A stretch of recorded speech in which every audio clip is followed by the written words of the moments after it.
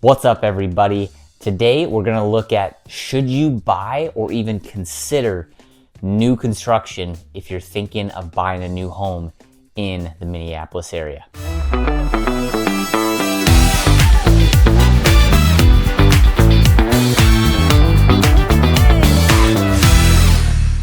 Hey again, guys, my name is Jadde Rowe.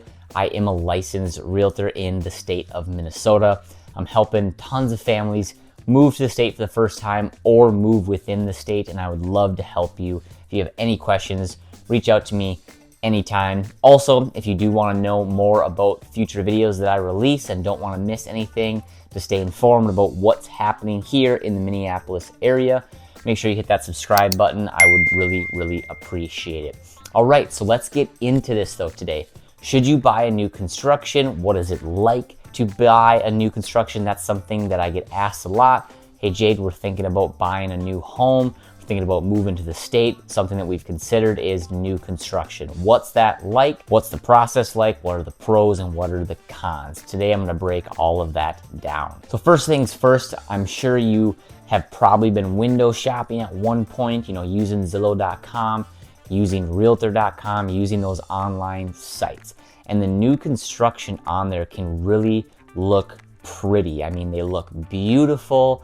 They're all, modern finishes, the white quartz countertops, the, blue kind of gray paint with the white trim. They do look beautiful. And sometimes even, the pricing of them seems really good. So we're gonna dive into that. There's a lot of pros that come with new construction, but there are also some cons that you really do need to think about and consider before you 100% decide to go that way. So to begin, there are three things that we need to look at first to decide if new construction is something that you should consider and is it a good idea for you. Number one is, do you know the exact layout or the type of layout that you want ideally? Do you know the finishes that you want? Do you know the paint colors? Do you know the cabinet colors and the design that you are looking for? And does the builder allow those types of design?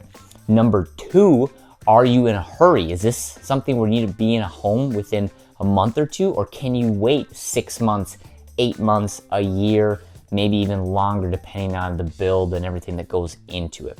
And number three, is just a new home exactly what you want? Do you want just like the peace of mind that nobody has ever lived in this home and it truly is yours, no one else has ever been in it, and that you can just kind of rest easy knowing that you're the only sole owner of this home? So now, after we've kind of answered those three questions, or at least considered them, we're gonna go into the pros first. The first pro really is that this is a brand new freaking house. I mean, everything is new. You know that it was constructed, 6 months ago, a year ago. Everything's brand new. There's no wear and tear yet. Nobody's ever lived in it. Everything's new. I mean, there's just a peace of mind when it comes to buying a brand new home. The other pro is that with new builds, you get Minnesota new build warranties. Some builders have their own warranties that they will give you, but also Minnesota just as a state, whether you buy with this builder or that builder, it doesn't matter. Minnesota and the builder have to honor the 1, 2, and 10-year warranties. 1 year is basically for anything. I mean, you have drywall that gets ripped up, you have a leaky toilet, doesn't matter, whatever happens, you have a 1 year warranty where you can call the builder and say, hey, our toilet leaked, you need to come fix it. They'll fix it free of charge. You have a 2-year warranty for all of your plumbing and your electrical and your utilities, so like your mechanicals. So your furnace goes out, call a builder, they'll come and fix it. You have your electrical breaker goes off, or you have some wiring that's screwed up, you call them, they do it. You have a major plumbing backup, you call them, they'll fix it, right? That's the 2-year warranty. And then finally, the 10-year warranty is really major construction. What that really entails generally is your foundation. Every single house is going to basically settle over the first couple of years that you live in the home, that the home is built.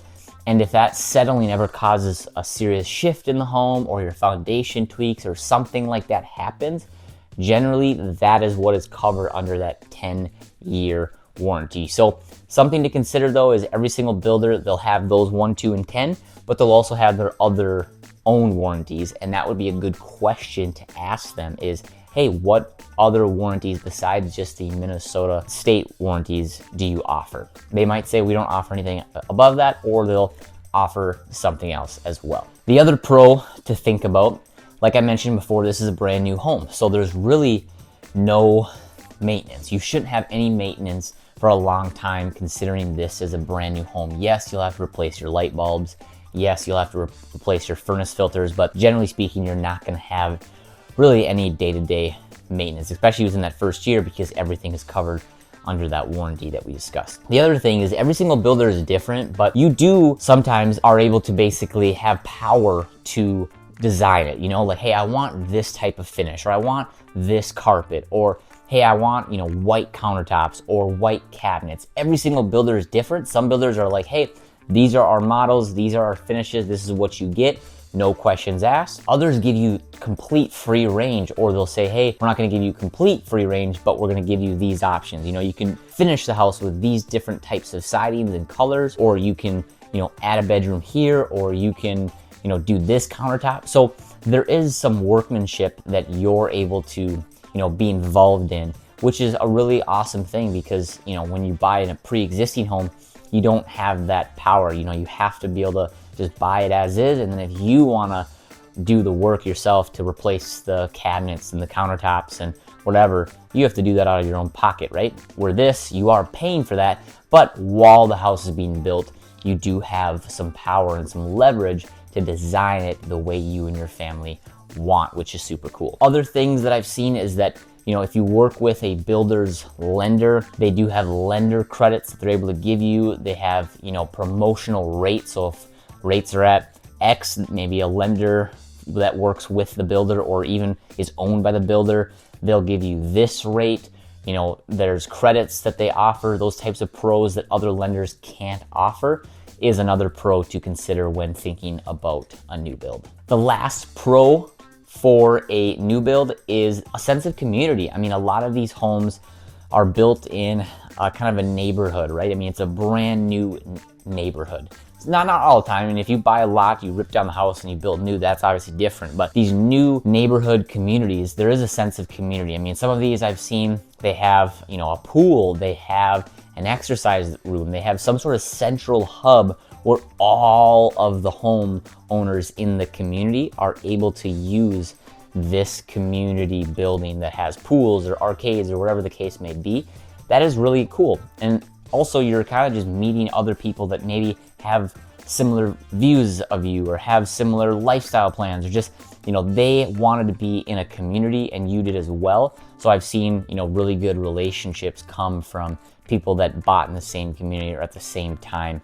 So that's something to consider too, where, you are able to, everybody's kind of in the same boat. They bought a brand new home, where other neighborhoods, if you're buying a pre-existing, you might be buying a new home, but both your neighbors might be people that have lived there their entire life, which isn't a bad thing. It's just something to consider. All right, moving on to the cons. There are cons that a lot of people don't think about when buying a new construction. Number one is gonna be generally you're not able to move very quickly. Again, every single builder is different, whether you buy the lot, you buy the model, you buy the inventory home. It just kind of depends on where that home is in the process. But a lot of the times these new builds are not available yet, or the one that you're looking at that you go through with your realtor, you just go through to see, that's not the one that you're actually gonna buy. That's just a model home. Your home is on this lot that's gonna be built or is currently being built and is not gonna be done for another couple months. You generally can't buy it and close in 30 days like you can with a pre-existing house. So if you're moving quickly is something that's really important to you, new construction might not be the best option. Not saying that there isn't options out there, but you are going to be limited. Number two on our list of cons kind of ties into number one with not being able to move very quickly is construction delays, if that happens, and pricing. I mean, construction delays first, right? if there's any type of delay, I mean, with rain, with snow, with just whatever, wind, it doesn't really matter if there's, or supply chain. I mean, it doesn't matter whatever happens. If there's a delay, that's going to delay the build, and that's going to delay when you're able to move into the home. Some builders allow up to, another year of delays. Some builders don't, and they'll, reimburse you, or there's different things that sometimes will happen. Other builders are like, hey, this is out of our control. Our supplier is behind on their 2x4s, so framing isn't able to start. Or I've seen it where they're not able to pour the foundation yet because the ground isn't unfrozen yet, or there's too much rain. Whatever the case may be, environmental factors just come into play, which causes a delay, which is kind of out of your control and out of their control. So again, if you're on a very, very tight and strict schedule, something to consider is, hey, you might have to be able to allow some flexibility on closing date if something like this would occur. The other thing that I should mention when it comes to construction delays is pricing, right? Some builders, you lock in pricing. That's the way that I would recommend it. I mean, you lock in pricing right away. This is what it's going to be, and you're done. But depending on the builder, depending on how you're designing it, depending on what's going on, pricing is not always locked. And what that means is, say in June, you get the house under contract, but then in August is when they start framing. Well, what if 2x4 prices went up, right? And now they were whatever, and now they were X and now they're Y. That's gonna affect the price. So now your house went from 450 to 500, 450 to 475, whatever the case may be. That's something that you really need to pay attention to, is when you do sign that purchase agreement, are you locking in all of the prices, or are they variable and can they change? Because if they can change, that's a risk that you're playing with, and don't be surprised if your price goes up. It could go down too, but in my professional experience and what I've seen, your prices never go down. They're always gonna go up. So I would always encourage people to lock everything they can, as much as they can, as soon as they can. Our fourth con is tight lot sizes. A lot of these new construction developments that I see in new communities going up, the lots are not very large. You have very little privacy. You're stacked on top of each other. You're on your deck and you look out and you literally see your neighbor 50 yards away from you. You can wave to them when you're in the backyard grilling, those types of things. So if having some privacy, having a larger lot, having a larger yard is something that's important to you. There are some builders that do build with some larger lots, but there's less of them. So, you're just gonna have to do your research. But a lot of them that are, in the Minneapolis area, they're gonna be tight communities. You're not gonna have a massive yard.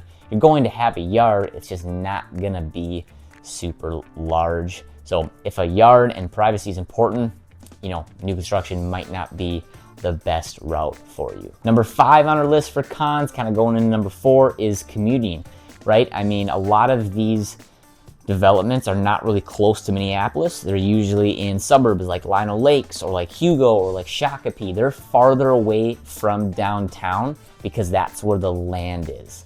Which again, then if you need to be working downtown all the time and a long commute is something that you don't want to deal with, I would advise against new construction, because a lot of these new construction developments are farther outside the city where the land is, and you're gonna have a 30 to 40 minute commute, generally speaking. Our final con is HOAs. A lot of new developments have HOAs that restrict some things that can happen. It's not like an HOA with a townhome where they pay for your water, your landscaping, those types of things, but they will pay for maybe the snow removal on the sidewalks and the landscaping of some of the community buildings and just kind of community spots within the new community that you'll pay into.